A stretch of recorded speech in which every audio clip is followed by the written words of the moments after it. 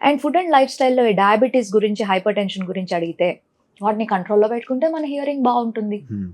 Diabetes ఉన్న వాళ్ళకి వినికిడి లోపం ఎలా చెప్తాము అంటే అస్తమిస్తున్న సూర్యుడిలాగా అని చెప్పంటాం. ఎందుకోసం అంటే వాళ్ళకి వినికిడి తగ్గుతుందని వాళ్ళకి తెలియదు.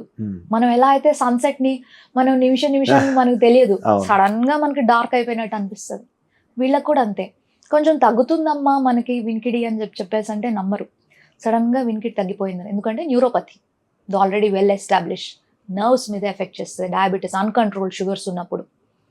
కాబట్టి వాళ్ళు regular health screening, specially hearing screening సంవత్సరానికి ఒకసారి కంపల్సరీ చేసుకోవాలి. And there is strong research which suggest that డయాబెటిక్స్కి కామన్ పీపుల్ కంటే 2 times more risk of developing hearing loss, గట్టిగా hearing loss, as well as dementia, మతిమరు.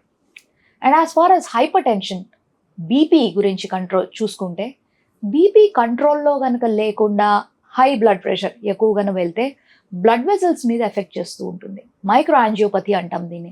Blood vessels మీద effect చేసి narrow చేసేస్తుంది అనమాట. మీరు చూస్తే అతి చిన్న ఎముకలు, అతి చిన్న కాక్లియా ఉండేది మైక్రోస్కోపిక్గా ఉంటాయి బ్లడ్ వెజల్స్.